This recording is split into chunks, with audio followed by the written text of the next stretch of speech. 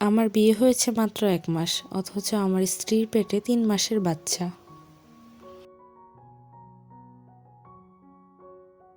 আসসালামু আলাইকুম, আমি জান্নাতুন Naim Riya, twin mummies lifestyle চ্যানেলের নতুন আরেকটি ভিডিওতে আপনাদের সবাইকে স্বাগতম জানাই। কাছে দূরে যে যেখান থেকে আমার এই ভিডিওটি দেখছেন, আশা করছি আল্লাহর রহমতে আপনারা সবাই খুব ভালো আছেন। আলহামদুলিল্লাহ, আমরাও ভালো আছি। আজকে আমি আপনাদেরকে একটা গল্প শেয়ার করব। এটা কোনো গল্প নয়, এটা এক ভাইয়ের জীবনে ঘটে যাওয়া চিরন্তন সত্য একটি ঘটনা, শিক্ষণীয় একটি ঘটনা।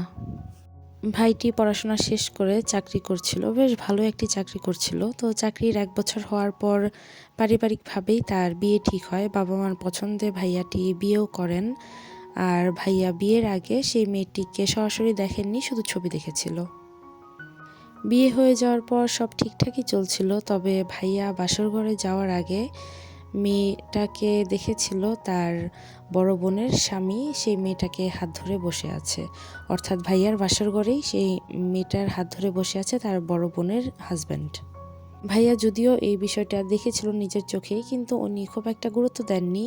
ভেবেছে হয়তো নতুন নতুন বউ বা ওনার শালি এখানে এসে হয়তো মন খারাপ সান্ত্বনা দিচ্ছে, এই জন্যেই।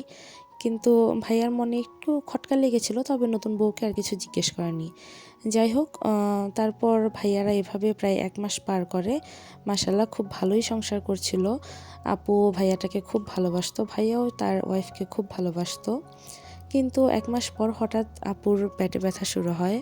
তারপর ভাইয়া আপুটাকে নিয়ে হসপিটালে যায়। তারপর হসপিটালে যাওয়ার পর আলট্রা করে এবং আলট্রা করে জানতে পারে যে আপুটার পেটে ৩ মাসের বাচ্চা। এটা রিপোর্ট দেখার পর, অর্থাৎ এই রিপোর্টটা দেখার পর ভাইয়ার মাথায় একদম আকাশ ভেঙে পড়ে। উনি খুব সারপ্রাইজড যে আমি তো বিয়ে করেছি মাত্র ১ মাস হলো, তাহলে আমার ওয়াইফের পেটে কিভাবে ৩ মাসের বাচ্চা আসবে। ভাইয়াটি মানসিকভাবে খুবই ভেঙে পড়ে, কিন্তু ওনার বয়স্ক বাবা মাকে উনি কিছু জানতে দেননি। উনি ওনার বাবা মার একমাত্র ছেলে। বাবা মা খুব শখ করে ওনার বিয়ে দিয়েছেন। ভাইয়া এটা ভেবেছে যে যদি আমি আমার বাবা মাকে জানাই, আমার বাবা মা খুব কষ্ট পাবে। আমি যেহেতু তাদের একমাত্র ছেলে আর বাবা মার পছন্দেই বিয়েটা করেছি, বাবা মা নিজেদেরকে দোষী মনে করবে যে আমার ছেলেকে আমরাই বিয়ে দিয়েছি, অথচ এরকম একটা বউ হলো। যাই হোক, ভাইয়া কিছু না জানিয়ে তা ওনার ওয়াইফকে জিজ্ঞেস করেছে সব কিছু। তো ওয়াইফ অনেক মিথ্যা কথা বলার পর লাস্টে গিয়ে ধরা পড়েছে যে ওই যে বড় বোনের হাজব্যান্ড তার হাত ধরে ছিল। ভাইয়া আবার জিজ্ঞেস করলো ওনার সাথে কি তোমার সম্পর্ক আছে কিনা। তারপর ওনার ওয়াইফ এটা স্বীকার করেছে, হ্যাঁ ওনার সাথে সম্পর্ক আছে। তো তারপর ভাইয়াটা তার বাবা মাকে না জানিয়ে ভাইয়া তার বড় বোনকে জানায় এবং বড় বোনকে নিয়ে ওনার ওয়াইফকে নিয়ে ওয়াইফের বাবার বাড়িতে যান এবং সবাইকে সব কিছু বলে। সবাই সব কিছু জানার পর বলে যে এখন তুমি কি ডিসিশন নিতে চাও। তখন ভাইয়াটা বলে যে আচ্ছা, আমি আর আমার বাবা মাকে সব ব্যাপারে কিছু জানাতে চাই না, আর যদি আমি আমার ওয়াইফকে ছেড়ে দিই আমার ওয়াইফের জীবনটা নষ্ট হবে। আমি মেনে নিয়েছি, কিন্তু এই বাচ্চাটাকে তো আর রাখা যাবে না। তারপর ভাইয়া সব কিছু মেনে নিয়ে তারপরের দিন হসপিটালে চলে যায় আপুর অপারেশন করানোর জন্য, অর্থাৎ বাচ্চাটাকে অ্যাবর্শন করে ফেলার জন্য।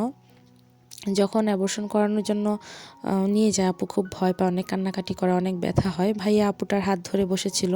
প্রায় ৩ দিনের মতো আপুটা হসপিটালে ভর্তি ছিল। ৩ দিনই ভাইয়া ওই আপুর পাশেই ছিল। চিন্তা করেন, একটা হাজব্যান্ড জানে যে তার ওয়াইফের পেটে অন্য একজনের বাচ্চা, কার বাচ্চা সেটাও আইডেন্টিফাই করেছে, কিন্তু তারপরও ভাইয়া আপুটাকে কতটা ভালোবাসতো। আপুরা সত্যিই খুব লাকি। অথচ এদিকে কিন্তু ভাইয়ার বাবা মা কিছুই জানেন না। ভাইয়ার বাবা মা জানেন যে উনি ওনার শ্বশুরবাড়িতে বউকে নিয়ে ঘুরতে গিয়েছে। এই ভাবছে হয়তো ছেলে আমার শ্বশুরবাড়িতে গিয়ে অনেক আনন্দে আছে, কিন্তু এইদিকে যে এই ঘটনা ঘটছে এটা কিন্তু ভাইয়ার বাবা মা কিছুই জানতো না। যাই হোক, তারপর যখন আপুটা সুস্থ হয়, প্রায় ১ সপ্তাহের মতো লেগেছে আপুটা সুস্থ হতে। সুস্থ হওয়ার পর আপুটাকে ভাইয়া মানে ভাইয়ার বাড়িতে নিয়ে চলে এসেছে। তারপর এভাবেই ওনাদের সংসার চলছিল। এভাবে বেশ কয়েক মাস চলল। আস্তে আস্তে ভালোই যাচ্ছিল সব কিছু। আর ভাইয়াটা আপুর ওপর সব অনেক সন্তুষ্ট ছিল। আরেকটা কথা, ভাইয়া কিন্তু পরবর্তীতে এই বিষয়টা নিয়ে আপুটাকে আর কোনোভাবেই ছোট করেনি, কোনো কিচ্ছু বলেনি। আর আপুটার উপরও ভাইয়া অনেক সন্তুষ্ট ছিল। আপুটাও ভালোভাবেই সংসার করছিল, ভাইয়ার বাবা মাকে দেখাশোনা করছিল, ভাইয়াকে হাজব্যান্ড হিসাবে যতটা প্রায়োরিটি দেওয়া দরকার, যা যা করা দরকার সব কিছুই আপুটা করছিল। এবং ভাইয়া তো অবশ্যই একজন ভালো মানুষ, উনিও ওনার দায়িত্ব সব কিছু পালন করে যাচ্ছিলেন। কিন্তু ওই ভাইয়াটার শাশুড়ি মা এবং নানি শাশুড়ি খুব একটা ভালো মানুষ ছিলেন না। ওনারা সবসময়ই ওনার ওয়াইফকে বিভিন্ন রকম কথাবার্তা বলতো যে তুই তো ধরা পড়ে গেছিস, কখনো মাথা উঁচু করে তোর হাজব্যান্ডের সামনে দাঁড়াতে পারবি না, তোকে বিভিন্ন রকম খুঁটা দিবে এই সেই। আপুকে অনেকভাবেই বোঝানোর চেষ্টা করতো, বলতো আচ্ছা তুই চলে আয়, আমরা তোকে দেখবো, এই সংসার তোর করতে হবে না। কিন্তু আপুটা ভাইয়াকে ছেড়ে যায়নি, এভাবেই সংসার চলছিল। এভাবে চলতে চলতে প্রায় 2-3 মাস পর হঠাৎ একদিন আপুর বাবা তার শ্বশুরবাড়িতে চলে আসে। তারপর তার মেয়েকে নিয়ে যাবে আর কি, এই জন্য এসেছিল। তারপর ভাইয়া বলল যে না, আমি দিব না আমার ওয়াইফকে, এবং আপুটাও যেতে চাচ্ছিল না। কিন্তু তারপর অনেক বুঝিয়ে নিয়ে যাচ্ছিল, শুধুমাত্র একটু নিয়ে যাবে, মেয়েকে নিয়ে যাবে তার বাসায়, এই হিসাবে আর কি। তারপর যেহেতু ভাইয়া যায়নি, তখন ভাইয়াকে না নিয়ে ভাইয়ার বাবাকে নিয়ে গিয়েছিল। অর্থাৎ ভাইয়া, তার ওয়াইফ এবং ভাইয়ার বাবা দুজন মিলে ওই মেয়েটার বাবা এসে তাদের দুজনকে তাদের বাড়িতে নিয়ে যায়। ভাইয়া কিন্তু ভাইয়ার বাড়িতেই ছিল, ভাইয়া আর যায়নি, ভেবেছে আমার বাবা তো গিয়েছেন, গার্জিয়ান উনি, আমি গিয়ে আর কী করবো, আর ভাইয়াকে ওনারা নিয়েও যায়নি। তো ভাইয়ার এই বিষয়টা নিয়ে কথা বাড়ায়নি। তারপর আপু তার বাবার বাড়িতে গেল, সাথে কিন্তু তার শ্বশুরও ছিলেন। তো একদিন থাকার পর ভাইয়ার বাবা, অর্থাৎ ওই আপুটার শ্বশুর, তাকে নিয়ে তার মেয়ের বাসায় যায়। অর্থাৎ ওই যে বড় বোন বললাম না, ভাইয়ার বড় বোন আছে, ভাইয়ার বড় বোনের বাসায় যায়। তো বড় বোনের বাসায় যখন এক রাত থাকে, তখন রাতের বেলা ভাইয়াটার ওয়াইফ আর ভাইয়ার বড় বোন একসাথে ঘুমায়, আর ওই ভাইয়ার বাবা আর ভাইয়ার বোনের হাজব্যান্ড ঘুমায় আরেক রুমে। তো হঠাৎ করে সকালবেলা ঘুম থেকে উঠে চিল্লাচিল্লি করে, আপুটা নাকি বলে, মানে ওই ভাইয়ার ওয়াইফ বলে যে তার ভাইয়ার বড় বোনের হাজব্যান্ড নাকি আপুটার হাত ধরেছে, বিভিন্ন কুপ্রস্তাব দিয়েছে, এরকম আজে বাজে অনেক কথাই বলে। তো এটা নিয়ে তারপর ভাইয়ার কাছে ফোন আসে। তারপর ভাইয়া আবার জিজ্ঞেস করে যে কি হয়েছে। আপু আর কিছু উত্তর না দিয়ে শুধু বলে যে আপনি যা শুনছেন সেটাই। তো তারপর ভাইয়া বলে যে এরকম তো আসলে সম্ভব না। আচ্ছা ঠিক আছে, যদি এরকম কিছু হয়েও থাকে, তুমি আমাকে কেন সরাসরি না জানিয়ে ওদেরকে জানালে? তোমার তো উচিত ছিল আগে আমাকে জানানো, যেটা স্বাভাবিক ব্যাপার। যাই হোক, আপু আর কোনো কথার উত্তর দিতে পারে না। আপু বলে যে আমি আর এই সংসার করব না, আমি চলে যাব। তো এটা বলে, মানে জাস্ট একটা অজুহাত খুঁজছিল আর কি এখান থেকে বের হয়ে আসার। আমি জানি না কেন এরকমটা হয়েছে। ভাইয়া নিজেও বলতে পারে না যে আমার ওয়াইফ আমার সাথে কথা বলে গেল, সবই ভালো, আমার ওয়াইফ আমাকে ছেড়ে যেতে চাচ্ছিল না। এক রাতের মাঝে ওরা কি করলো, যে জাস্ট এক রাত ছিল ও বাবার বাসায়, তারপর তো আমার বড় বোনের বাসায় চলে এসেছে। তারপর এক রাতের মাঝে কি করলো, কি হলো না হলো, যে একদম আমার সাথে সংসারই করতে চাচ্ছে না, আমাকে ডিভোর্স দিয়ে দিতে চাচ্ছে। তো এরকমভাবে অনেক ঝামেলা হলো। তারপর আর কি সবাই জানাজানি হয়েই গেল ব্যাপারটা। ভাইয়ার বাবা মাকে, ভাইয়া যেহেতু সব কিছু মেনে নিয়েছিল, তার বাবা মা যেন কষ্ট না পায়, তারপরও ভাইয়ার বাবা মা তারপর তো সব কিছু জানতেই পারলো এবং অনেক কষ্টও পেয়েছিলেন। কিন্তু ভাইয়া সব কিছু মেনে নিয়েও আসলে এই সংসারটা টিকাতে পারলো না। তো অনেক বোঝানোর পর, অনেকবার ফোন দেওয়ার পরও আপুটা কোনোভাবেই আর ভাইয়া সংসার করবে না।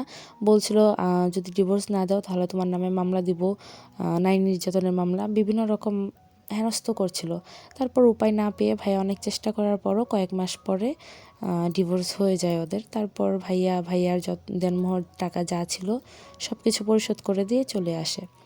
তো এরকম হওয়ার পর প্রায় কয়েক মাস, অর্থাৎ প্রায় 2-3 মাস ভাইয়া বাড়িতেই থাকে, ওনার জবটা কন্টিনিউ করার চেষ্টা করে। কিন্তু ভাইয়া আর নিতে পারছিল না, মানসিক চাপ, এত বেশি মানসিক চাপ হচ্ছিল। তারপর ভাইয়া সব কিছু ছেড়ে, ওনার এত ভালো স্যালারির একটা জব ছেড়ে দিয়ে উনি চলে যান ঢাকা। উনি শুরুতে ছিলেন ময়মনসিংহ ওনার বাসা। তো ওইখান থেকে ঢাকা গিয়ে উনি ঢাকায় একা একাই থাকা শুরু করেন, বাবা মার সাথেও আর থাকেন না। কারণ উনি বলছিলেন যে আমি যদি বাড়িতে থাকি তাহলে আমার ওয়াইফের স্মৃতি আমি ভুলতে পারবো না, কারণ আমার বাড়িতে তো সব জায়গায় জায়গায় আমার ওয়াইফের স্মৃতি পড়ে আছে, ঘুরে আছে। আমি যেদিকে তাকাই সেদিকে আমার ওয়াইফের স্মৃতি আমার চোখের সামনে ভাসে, আমার সেই পুরনো দিনের কথা ভাসে। আমি আমার ওয়াইফকে খুব ভালোবাসতাম। তো ভাইয়ার মানসিকভাবে খুব ট্রমাটাইজড বলতে পারেন।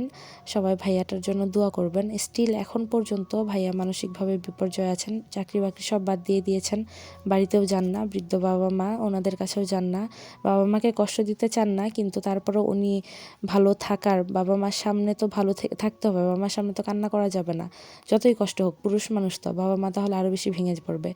তো ভাইয়া বলল যে আমি আর অভিনয়টা চালিয়ে যেতে পারছিলাম না আমার বাবা মার সামনে, যে আমি ভালো আছি বা কিছু। বাবা মা জানে আমি খারাপ আছি, কিন্তু ওনাদের সামনে তো আমি ভেঙে পড়তে পারি না, তাহলে আমার বাবা মা নিজেদেরকে অপরাধী মনে করবেন, ভাববেন হয়তো আমাদের পছন্দের ছেলেকে বিয়ে করালাম, এখন আমাদের ছেলের জীবনের এই অবস্থা। তো ভাইয়া সব কিছু ভেবেই বাড়ি থেকে চলে গিয়েছে ঢাকায়। ভবিষ্যতে ভাইয়ার আর কোনো প্ল্যানিং নেই বিয়ে শাদী কোনো কিছু নিয়ে। ভাইয়ার কথা একটাই, আমি সব কিছু মেনে নিলাম যে অন্য একজনের বাচ্চা তোমার পেটে, তারপরও আমি মেনে নিলাম তোমাকে, অথচ কী এমন ঘটলো এক রাতের মধ্যে যে তুমি আমাকে ডিভোর্স দেওয়ার সিদ্ধান্ত নিয়ে নিলে, যেখানে তুমি আমাকে ছেড়েই যেতে চাচ্ছিলে না। যাওয়ার আগেও তুমি আমাকে জড়িয়ে ধরে কান্না করছিলে যে আপনি চলেন আমার সাথে। আর ওই আপুটা নাকি, মানে ভাইয়া বলল যে আমার ওয়াইফ আমাকে ছাড়া এক রাতও কোথাও থাকতে পারতো না। তো আমাদের বন্ডিং এত ভালো ছিল, শুরুতে একটু সমস্যা হলেও আস্তে আস্তে দুজনের মধ্যে মিল মোহাম্মদ ভালোবাসা এতটাই বেড়েছিল যে একজন আরেকজনকে ছেড়ে থাকতে পারতো না। তারপর ওনার বাবা মা কী এমন করলো, কি খাওয়ালো না কি করলো জানি না, কেন যে এরকমভাবে এক রাতের মধ্যে আপুর ডিসিশন নিয়ে নিল যে ভাইয়ার সাথে আর থাকবে না। দুজনের মধ্যে এত ভালোবাসা, ভাইয়ার এত ত্যাগ, কোনো কিছুরই কোনো দাম রইল না আসলে। জানি না কি হয়েছিল। আর অনেক মেয়ের সংসার কিন্তু এভাবে ভাঙে, যে পরিবারের কথায়, যে তুই চলে আয়, তোর হাজব্যান্ড এটা করছে ওটা করছে, আমরা তো আসি দেখবো। আসলে কি জানেন, যেই সব মেয়ের মা বা মেয়ের পরিবার মেয়েকে অত্যাধিক সাপোর্ট দেয়, তাদের কিন্তু আসলে সংসার টিকে না বললেই চলে। তাই আমি আপুদেরকে বলবো যে বাবা মা ঠিক আছে, বাবা মা যদি ভালো পরামর্শ দেয় সেটা আলাদা বিষয়, কিন্তু বাবা মা যদি বলে যে হাজব্যান্ড ভালো হওয়া সত্ত্বেও তুমি চলে আসো, হাজব্যান্ড তোমাকে এটা বলেছে কেন ওটা বলেছে কেন, আমরা তো আছি, ডিভোর্স দিয়ে দাও, মুক্ত মুখ হ্যান ত্যান, তাদেরকে আমি বলতে চাই বাবা মা কিন্তু সারা জীবন থাকবে না। আর বিয়ের পর হাজব্যান্ডই সব থেকে বেশি আপন। যদি আপনার হাজব্যান্ড সৎ চরিত্রবান মানুষ হয়, আপনার সাথে ভালো ব্যবহার করে, আপনার সংসার যদি সুন্দর হয়, তাহলে আমি রিকোয়েস্ট করব প্লিজ বাবা মা কিংবা অন্য কারো কথাতে হাজব্যান্ডকে ছেড়ে চলে যাবেন না। তো ভাইয়ার জন্য সবাই দোয়া করবেন, ভাইয়া যেন এখান থেকে মুভ অন করতে পারে। আর আজকের এই গল্পটা কিন্তু সম্পূর্ণ একটা সত্যি কাহিনী নিয়ে বলা, এটা কোনো বানোয়াট গল্প নয়। তো সবার কেমন লাগলো আমার এই গল্পটি অবশ্যই কমেন্ট করে জানাবেন। আর আমার ভিডিও আপনাদের কেমন লাগে সেটা প্লিজ কমেন্ট করে জানাবেন। আর যদি ভালো লাগে একটি লাইক দিবেন, আপনার একটি লাইক আমার ভিডিওটি অনেকের কাছে পৌঁছে দিবে। আর আপনাদের সাথে কথা বলতে বলতে আমি আমার লাঞ্চ রেডি করলাম। আজকের লাঞ্চে ছিল ফুলকপির পাকোড়া আর শুটকি ভর্তা, দেখতে পেলেন। রেসিপি আকারে সেভাবে কিছু বললাম না, টুকটাক যেভাবে রান্না করেছি আপনাদের সাথে জাস্ট শেয়ার করলাম। আর পাশাপাশি আপনাদের সাথে আমার এক ভাইয়ের আমার এক মানে ভাইয়ের জীবনের গল্পটা শেয়ার করলাম। ভাইয়াটার জন্য সবাই দোয়া করবেন। আর সকল আপুদের জন্য, ভাইয়ার জন্য একটাই পরামর্শ, পরিবারকে সময় দিন। পরিবার হচ্ছে জীবনের ছোট্ট একটা জীবন, পরিবারকে সময় দেওয়াটা খুবই দরকার। শুধু শুধু আশেপাশের মানুষের কথাতে ওদের প্রলোভনে পড়ে সংসার নষ্ট করবেন না। বিশেষ করে আমি মেয়ে হয়ে বলছি যে মেয়েদের জন্যই সংসারে বেশি সমস্যা। হ্যাঁ, পুরুষের অবশ্যই সমস্যা আছে, অনেক পুরুষ আছেন যে অনেক ভালো ওয়াইফ পেয়েও নারীর উপর অনেক নির্যাতন করে, অনেক প্রক্রিয়া করে। তো এসব ব্যাপারটা আলাদা। তবে যদি হাজব্যান্ড ওয়াইফ দুজনের মধ্যে ভালো সম্পর্ক থেকে থাকে, অন্য জনের তৃতীয় ব্যক্তিকে আপনাদের সম্পর্কে ঢুকতে দিবেন না। সত্যি কথা বলতে এটাই, তৃতীয় ব্যক্তি যদি সম্পর্কে ঢুকে তাহলে সেই সম্পর্কটা একদম নষ্ট হয়ে যায়। আপনারা হাজব্যান্ড ওয়াইফ যদি ভালো থাকেন তাহলে দেখবেন আশেপাশ থেকে অনেকে অনেক রকম কথা বলবে, কিন্তু আপনি যখন আলাদা হয়ে যাবেন হাজব্যান্ডের থেকে, তখন দেখবেন সবাই আপনাকে দুধছাই করবে, কেউ আপনার দায়িত্ব নিতে চাইবে না। একটা সময় গিয়ে বাবা মাও ফেড আপ হয়ে যায়, বাবা মাও চায় না যে এই মেয়েটার দায়িত্ব নেই। পরিবারে যদি ভাই থাকে ভাবি থাকে তারাও চায় না। এই জন্য আমি বলবো যে অবশ্যই আপনার স্বামীরকে মূল্যায়ন করেন, আপনার সংসারকে মূল্যায়ন করেন। স্বামীর সাথে ভালো থাকবেন, ভালোভাবে থাকবেন এবং নিজে ভালো থাকবেন, হাজব্যান্ডকে ভালো রাখার চেষ্টা করবেন, পরিবারকে ভালো রাখার চেষ্টা করবেন। আর যদি সন্তান থেকে থাকে, অন্তত সন্তানদের মুখের দিকে চেয়ে হলেও না ভালো থাকার চেষ্টা করেন। যদি স্বামী ভালো হয়, একটা দুইটা ঝগড়া হবে, সব সংসারে ঝগড়া আছে, একটা দুইটা ঝগড়া, এগুলো নিয়ে কাউকে বলারও দরকার নেই, তৃতীয় ব্যক্তিকে সংসারে ঢুকতে দিবেনই না, সোজা কথা। আর যদি অন্য কোনো সমস্যা থাকে অবশ্যই নামাজ পড়বেন, আল্লাহর কাছে দোয়া করবেন। আল্লাহ উত্তম পরিকল্পনাকারী, অবশ্যই উনি আমাদের জন্য যা করেন মঙ্গলের জন্য করেন। তো আমার ভিডিওটি কেমন লাগলো সবাই জানাবেন, আর যদি ভালো লাগে please like comment share and আমার চ্যানেলটি সাবস্ক্রাইব করে আমার পাশে থাকতে পারেন। আর যদি ইতিমধ্যে আপনি এই সকল কাজ করে থাকেন, আপনাকে জানাচ্ছি অসংখ্য ধন্যবাদ। সবার সুস্বাস্থ্য কামনা করে আমার এই ভিডিওটি আজকের মতো এখানে শেষ করছি। সবাই ভালো থাকবেন, সুস্থ থাকবেন। আল্লাহ হাফেজ। আসসালামু আলাইকুম।